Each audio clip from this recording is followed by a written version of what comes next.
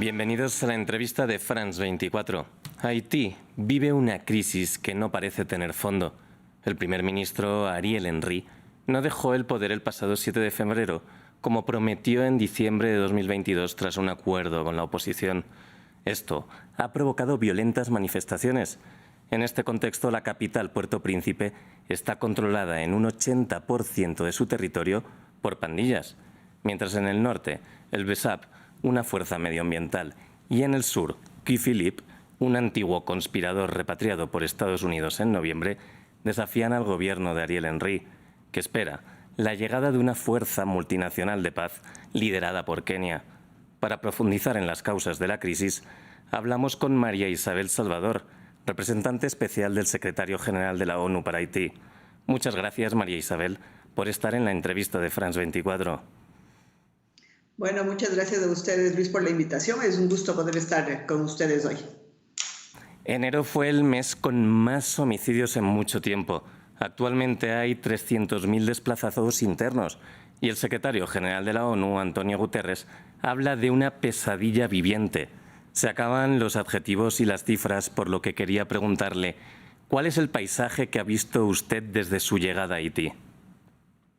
Bueno, gracias por la pregunta. Yo llegué hace casi un año, llegué a Haití el primer día del mes de abril a tomar posición del cargo como representante especial del secretario general de Naciones Unidas. Y es desafortunado tener que reconocer que la situación desde entonces no ha hecho sino empeorar. Tú has dado ya algunas cifras en relación a qué sucede hoy con la presencia de las pandillas en más del 80% del territorio de la capital, de Puerto Príncipe, y ha comenzado también a extenderse a algunos otros departamentos. Y lo más grave de esto es básicamente el número incontable, digamos, es posible contarlo, pero es impresionante la cantidad de muertos, de heridos, de secuestrados, de personas, niñas y mujeres violadas por las bandas criminales.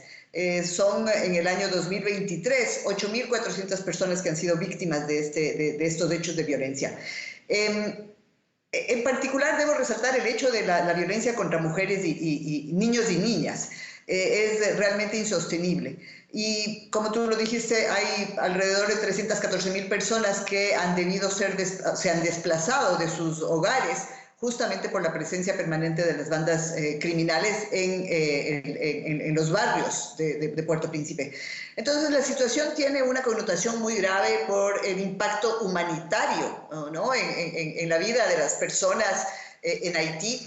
Pero no solamente es eso, que es ya bastante brutal, es también el impacto diario en la economía, en la vida de las personas, más allá de aquellas que viven estos actos de violencia o que son víctimas de estos actos de violencia.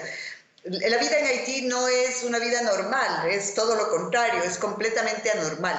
Y en ese sentido es que es claro diría yo que para la mayoría de haitianos, la necesidad urgente de la presencia de esta fuerza, más bien dicho, esta misión multinacional de apoyo a la seguridad, que es una fuerza que tú sabes fue apoyada y digamos autorizada ya por el Consejo de Seguridad en el mes de octubre pasado. Sí quiero hacer referencia al hecho de que esta no es una situación, es decir, se ha llegado hoy a esta situación básicamente por la imposibilidad de la Policía Nacional de Haití de hacer frente a esta violencia de las bandas criminales. Y quiero decir que hay que recordar que el pedido del gobierno de Haití al Consejo de Seguridad para que mandase esta fuerza o esta visión multinacional se realizó en octubre del año 22, es decir, el Consejo de Seguridad tomó un año para resolver esto, lo que evidentemente tuvo un impacto directo sobre el aumento y el continuo deterioro de la situación securitaria. Hay quien ve también esta misión puede tener, sobre todo en la oposición, riesgos para la soberanía y también hay escepticismo después de otras intervenciones extranjeras en el pasado, incluso de la propia ONU. Tú sabes que en América Latina y el Caribe la soberanía es un principio fundamental para todas las naciones, ¿no es cierto? En América Latina el concepto de soberanía está muy arraigado en la cultura, en la vida y en los principios de las naciones de América Latina. Entonces, cuando se escucha, obviamente, la idea de que una fuerza o unas fuerzas internacionales van a venir a tu país en este caso es para apoyar a la policía de Haití, pero van a venir, se entiende, como una violación a la soberanía territorial.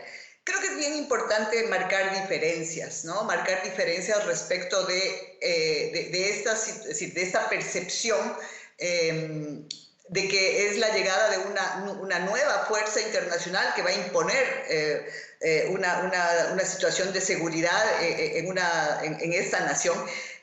Porque en realidad aquí la situación es muy distinta de todo lo que se ha vivido en el pasado.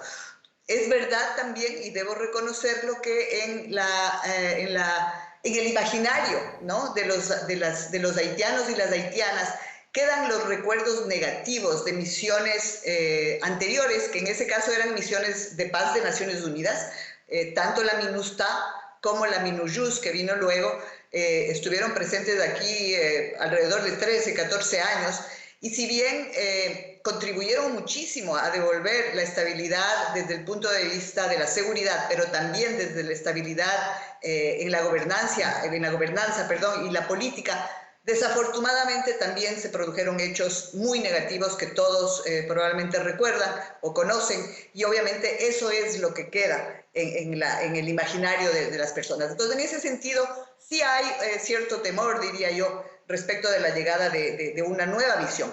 Sí quiero aclarar también que la misión que llega no es una misión de Naciones Unidas. Si bien es autorizada por el Consejo de Seguridad de Naciones Unidas, esta no es una misión de paz como las que en el pasado estuvieron aquí.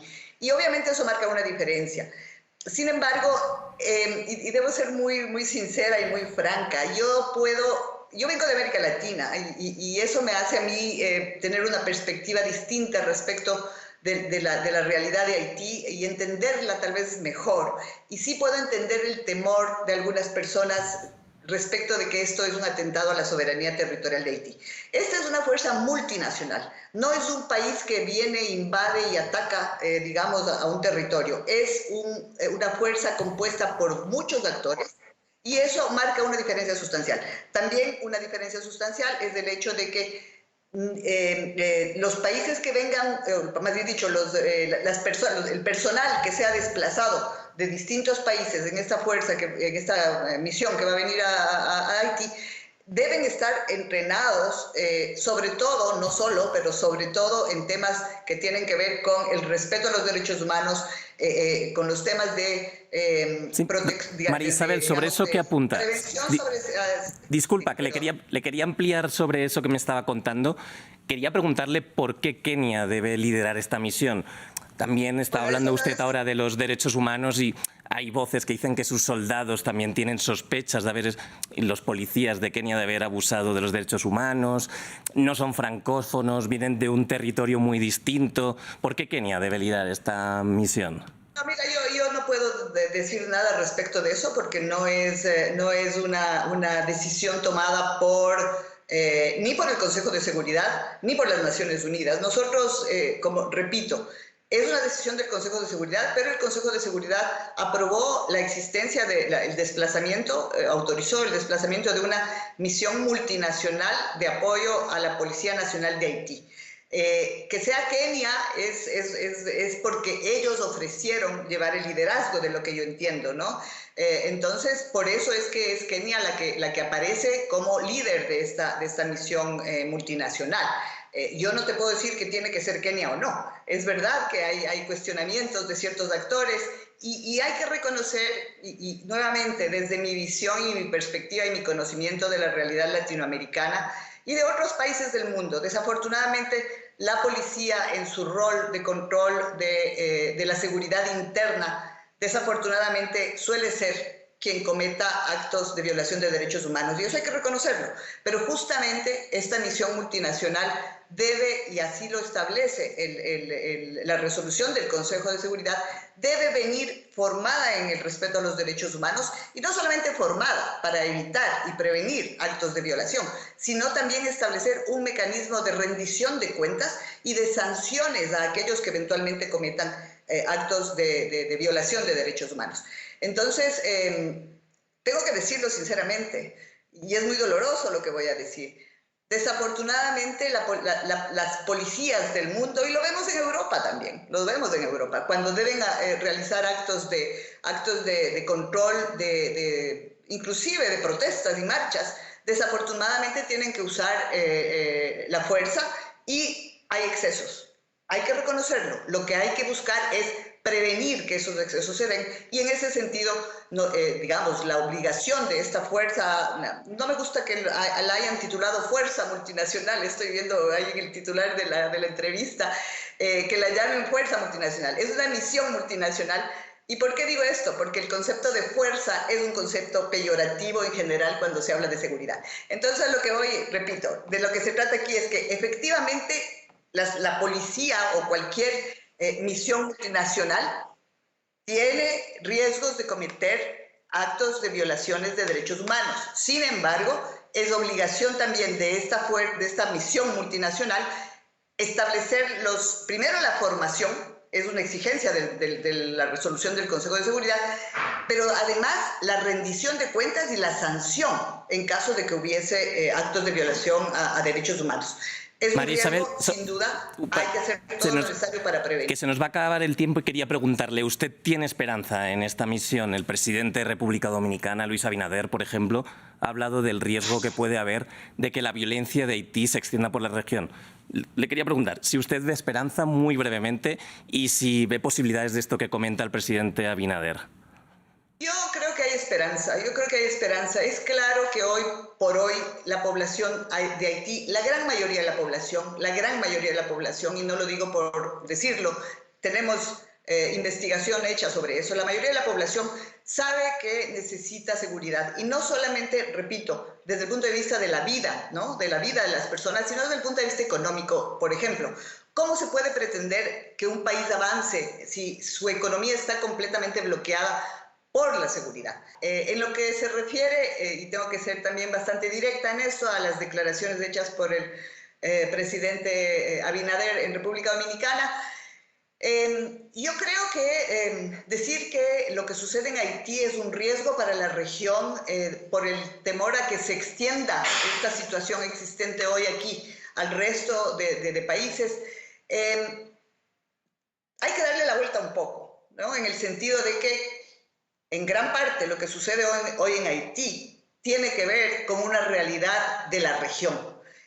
Estas pandillas, estos grupos criminales, no son grupos aislados. Lo que sucede en Haití no está aislado de las grandes redes de narcotráfico internacional, de las grandes redes de tráfico ilegal de armas, de las grandes redes de tráfico de personas. Su ubicación en el Caribe, obviamente, hace que Haití sea parte de una red más amplia y, por lo tanto, las respuestas tienen que ser también de alguna manera regionales, y en ese sentido es que justamente se trata de una misión multinacional. Pero esto es algo que, por lo cual Haití está recibiendo el apoyo de muchos países, y quisiera más bien verlo desde esa perspectiva. Lo que sucede en Haití, sin duda tiene un origen en Haití, que es la pobreza, la falta de desarrollo, la falta de empleo, años de inestabilidad política, pero tiene también que ver con las redes de criminales transnacionales. No se puede aislar lo que sucede en Haití de eso. Así que creo que eso es importante decirlo. Muchas gracias, María Isabel. Espero que podamos volver a hablar de esto y mucho más pronto. Me encantaría, porque quedaron muchas cosas en el tapete, pero bueno, entiendo que el tiempo en televisión es corto siempre, pero me encantará volver a hablar con ustedes, más desde los temas políticos que usted empezó mencionando. Creo que hay que hacer algunas aclaraciones sobre las interpretaciones que se dan a los hechos políticos acá, y algún momento me encantaría poder dar mi punto de vista sobre eso. Gracias, y gracias también a nuestra audiencia. Pueden seguir más contenidos como este en France 24 y france24.com.